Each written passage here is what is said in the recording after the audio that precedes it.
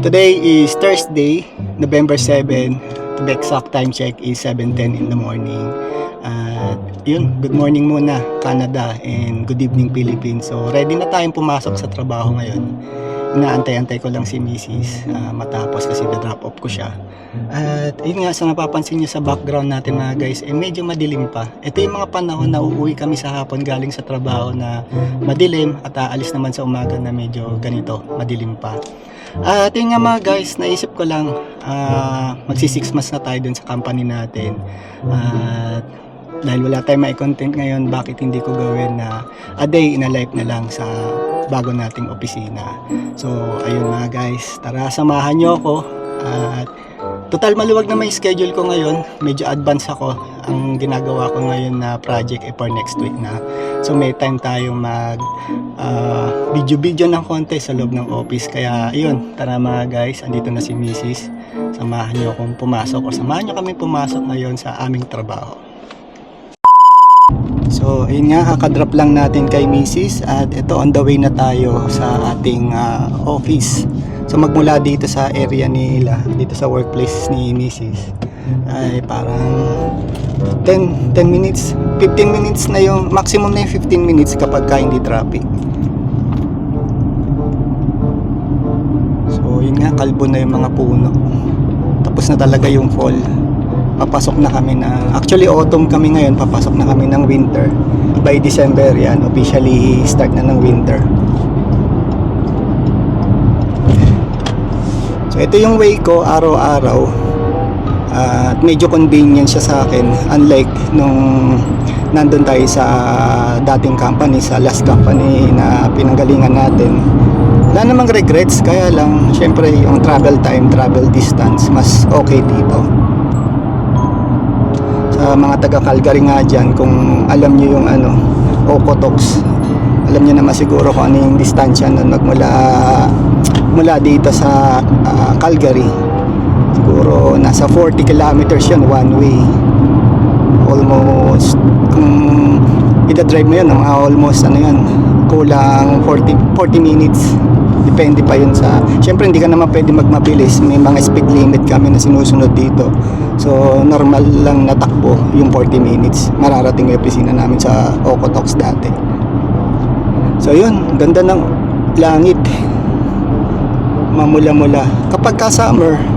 Last summer nga actually, nung dumadaan tayo dito pag umaga, sobrang, parang kasi 6:30 pa lang, mataas na yung sikat ng araw. Tapos syempre daan natin dito around 7:15, 7:20, yan, sobrang taas na ng sikat ng araw, ang sakit sa mata. Kasi yan, yung diretso na yan, dyan talaga sumisikat yung araw eh. So kahit may suot kang sunglass, parang kulang pa rin. Yun lang yung medyo hindi ko gusto kapag dito ako dumadaan. Meron namang isang way, pag mula dun sa bahay, 10 minutes, 5 minutes lang or 10 minutes, highway yon. Parang sa atin sa Pilipinas kung tawagin bypass. Kaya lang syempre hindi tayo pwede dun dumaan, malalayo tayo kay Mrs. Parang anong tag dito, medyo off yung daan, baga lihis yung daan natin, hindi natin madadrop si Mrs. So andito na tayo sa office mga guys. Usually ang dating ko dito laging 10 minutes earlier. Pasok natin is 8 o'clock AM. Ngayon is 7:47. Maaga tayo ng konti kasi kanina nga walang traffic. Kaya yun, dire-diretso tayo. So yan yung ating opisina. At ayun, pasok na tayo sa loob mga guys. So ayokong nalilate sa trabaho mga guys. Kahit dun nasa Middle East pa tayo, lagi tayong maaga. Para bang sakit-sakit sa kalooban pag nalilate ka. So okay lang sa akin mag-antay kahit mga 5-10 minutes, basta wag lang tayo mali. So dito tayo dadaan sa back door. Meron naman kaming employees entrance, yung harapan, yung main entrance namin, pero usually kasi dito kami dumadaan sa fire exit. So dito tayo dadaan sa fire exit. Dire-diretso na to sa mga workstation namin. Tsaka exercise na rin sa umaga. Isang level lang naman eh. Yan.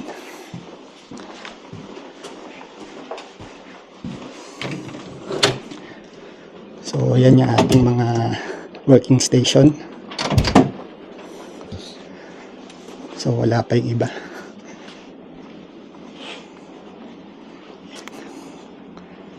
So dito tayo nakaupo.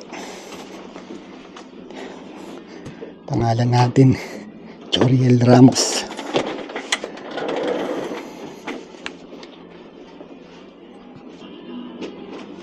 So yan, medyo maaga pa tayo. Wala pa yung mga kasama natin. Mamaya mga alas 8. Pero ikot muna tayo. Yan si Ana.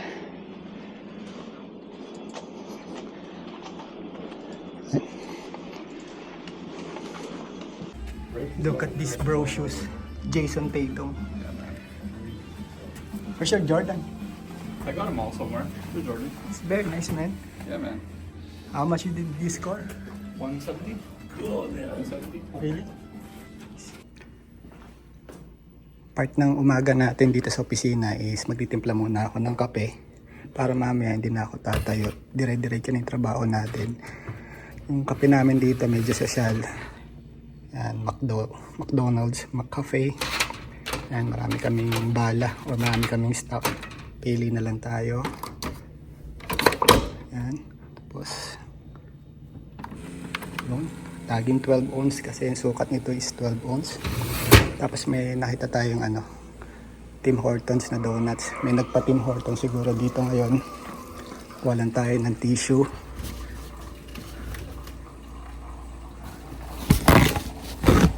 Yan. Tapos kuha tayo. Libre breakfast.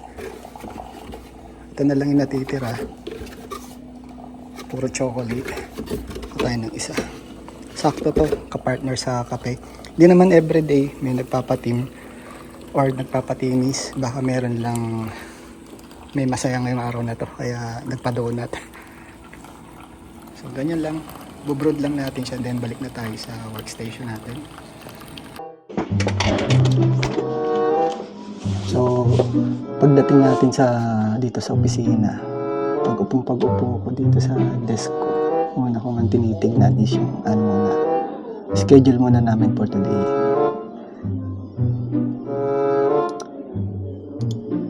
So yan, tignan natin kung meron tayong mga rush or immediate na gagawin.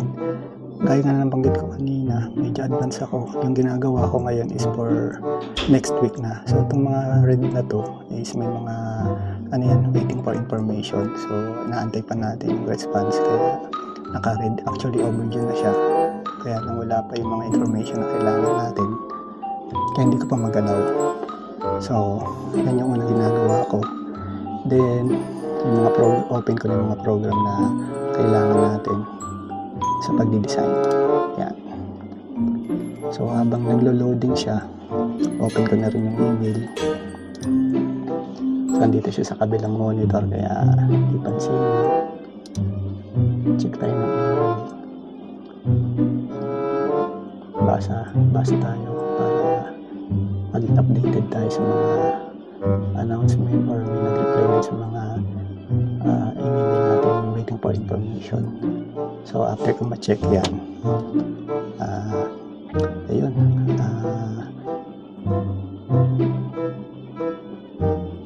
so after ko nga ma-check yan, open ko naman yung ating sounds, Spotify natin. Kailangan natin yan pang relax. So ganyan lang na start yung umaga natin, kasi di ko pa titignan ko kung meron akong pwedeng buksan na project dito mamaya, pero medyo confidential kasi yung mga projects namin, so baka hindi ko maipakita dito. Ayan, siguro mapahapyaw lang, hindi into detail.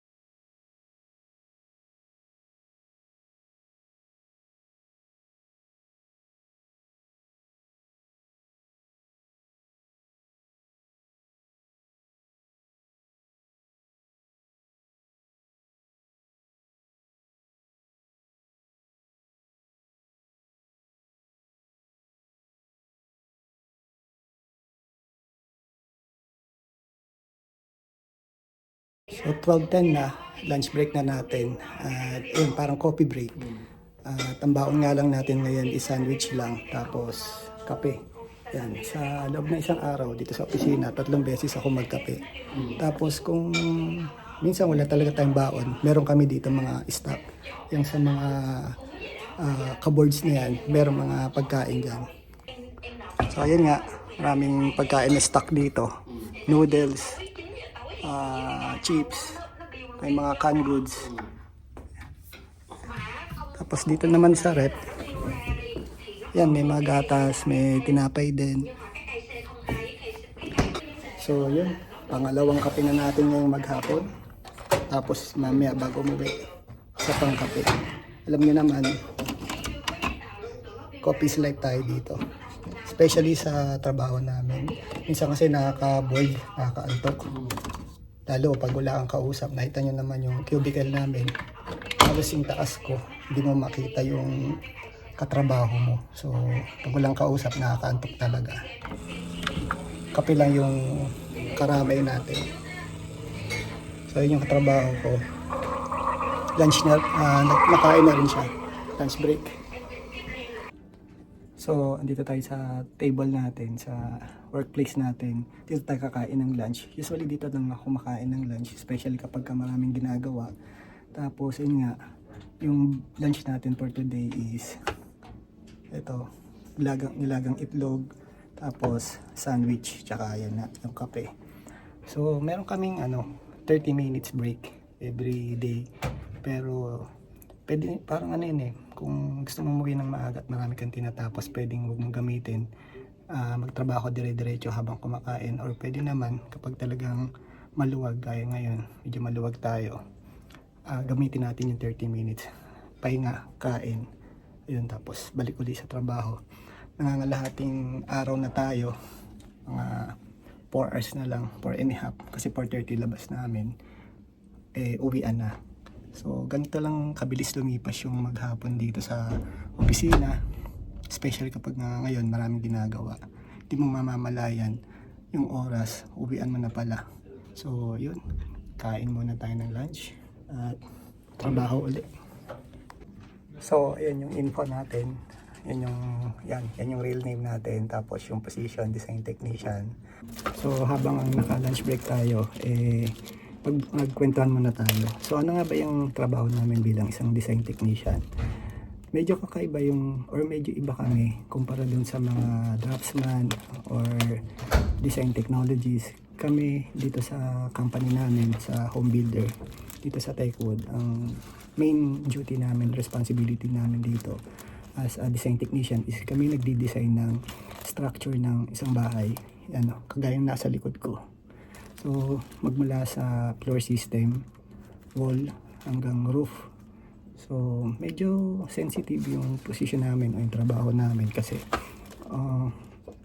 yun nga, hindi kami kagaya ng mga draftsman na yung drawing or i-design nila is ginawa na or gawa na or na hand sketch na ng isang engineer or architect. Sa amin kasi dito, nag-start kami mag-design, bali ang reference lang namin is yung PDF or yung design ng bahay na galing mismo sa consultant. So, yun yung parang architectural plans lang. Tapos, base doon, i-design namin yung floor system ng bahay. Unahin muna namin yung step by step. Yung tamang proseso is yun nga, floor system muna. I-design namin yung mga joist, yung mga sahig. Kasi dito sa Canada, halos lahat ng ginagamit sa construction is wood. So, yun nga, yung mga sahig, yan, di-design namin yan, mga joist. Then, kapag okay na yun, meron kaming software na ginagamit. Kailangan, yung design namin na yun is pumasa or mag-pass. Kasi walang mag-check ng trabaho namin. Maliban sa, yun, yung engineer namin, may isa kaming engineer dito na magsa-sign and seal nung aming gawa. Pero syempre hindi mo naman iaasa sa kanya lahat ng pag-check. Ina-expect niya pag nakarating na sa table niya yung design namin is magsisil na lang siya. So yun, ang susunod namin dinidesign is yung wall. Dito sa company, meron kaming, nag-start na kami mag-design ng wall panels o yung parang Lego na buo na. Kukunin mo na, i-design mo siya per block.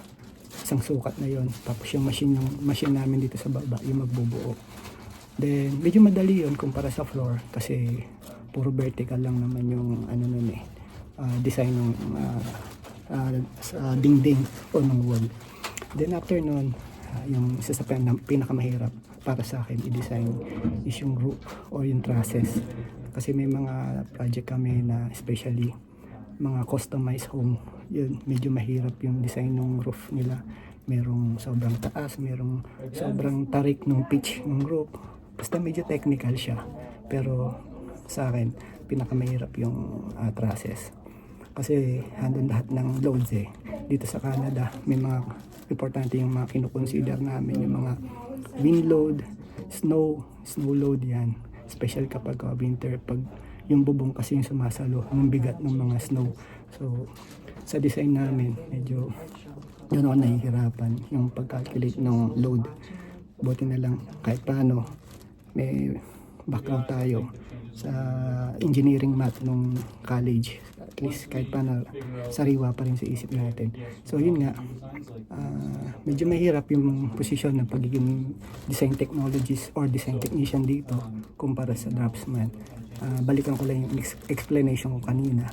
Yung draftsman kasi, kaya na sinabi ko, yung ginagawa nilang trabaho ready-made na, kumbaga may mga sketches na from architects, sila na lang yung nagta-transfer sa computer as yun nga gamit nila is AutoCAD, Revit or anything na drafting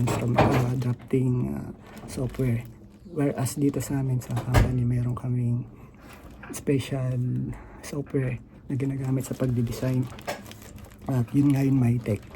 So, sa pagkakalam ko, hindi na-offer yung pag-aaral ng program na yun sa mga school dito. Medyo, pag binili mo kasing software, may free na yun na tutorial. So, doon ko pala mag-aaral. So, yung knowledge namin sa software na yun, nakukuha namin sa experience. So, yun lang. Ito yung medyo brief summary ng position natin dito. At yun, kain muna tayo. Medyo makalamnis yung oras ko, tsaka meron na lang akong 10 minutes. Yun nga, tapos after namin ma-design yung bahay or yung project na dinidesign namin, isasabit namin or papakita namin dun sa engineer namin na siya yung mag-check at magsisil ng gawa namin. Tapos sasabit na yun sa client namin. Tapos papa-aprobahan nila yon sa city, kumbaga for work permit na. So ganon ka sensitibo yung posisyon namin, nakasalalay sa amin sa design namin yung kung babagsak ba or tatayo ba yung bahay na dinisign namin. Nakasalalay yon lahat sa dinisign namin. Kaya ayun, kulang na lang talaga mag-practice kami ng engineering profession or architectural profession dito para makapag-sign na rin kami ng mga drawings namin. Pero syempre, mahaba bang proseso yun. At yun nga yung tina-target ko. Siguro pagka natapos yung mga inaasikaso namin ni Mrs. this year, siguro by next year, it's either mag-aral tayo, mag-masteral ng architecture or papa-reassess natin yung qualification natin. Pero mahaba pa yan, marami pa pwedeng mangyari. So yun, kain muna tayo ng nilagang itlog.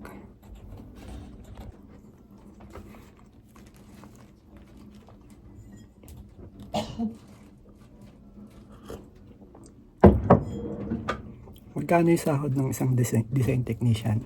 So dito, insert ko sa baba or sa video na to kung magkano yung sinasahod ng isang design technician.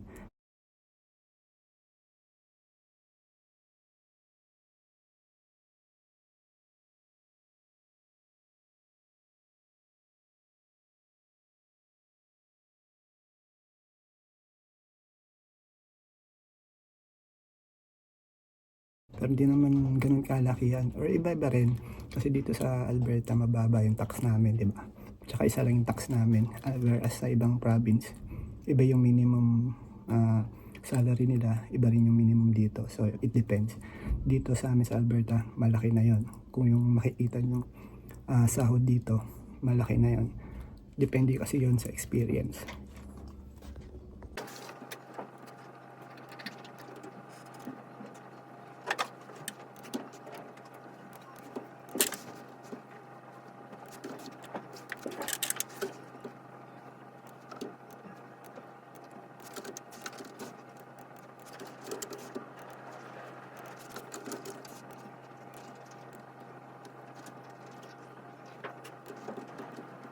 At ayun nga mga guys, dito natatapos yung isang buong araw natin na pagtatrabaho ngayon. Medyo chill lang yung araw natin, hindi ganun ka-busy. Nakita nyo naman may oras pa tayo na makapag-video. At ayun nga, dito umiikot o ito yung a day in a life ng isang kagaya ko na design technician dito sa Canada. Maaaring sa mga kapwa ko na may same na trabaho o same job position, maaaring isang industry kami na ginagalawan, nasa construction industry, pero bawat kasi kagaya ng gantong industry may mga branches kasi kami. Dyan yung general contractor, merong nagtatrabaho sa architectural firm, may mga subcontractor. So yun, iba-iba kami ng job responsibility sa isang araw. Dito nga sa home builder kung saan tayo nagtatrabaho, ito yung typical na ginagawa namin sa isang buong araw. Ayun, sana itong video na to or itong vlog na to medyo na-entertain kayo, kahit medyo mabilisan at medyo mahina yung boses natin kasi kaya naman na medyo lakasan kasi na medyo tahimik dun sa opisina. Pero sana ganun pa man, sana na-entertain kayo sa mga aspiring na makapasok sa ganitong industry o field. Sana mapanood nyo to or makapagbigay sa inyo ng konting kaalaman. At ito nga, 4:45 na ng hapon, alas 5 na kami, mga 5 didilim na yan. Nadaan ako lang si Missy, sabay na kaming umuwi. Ayun, sana tong video na to yun nga, makapagbigay ng konting kaalaman. At paano mga guys, sa susunod na lang na mga vlogs, kita-kits. At bukas ay Friday, maraming wala sa opisina namin kasi naka long weekend. See you to the next vlog mga guys, and God bless us all.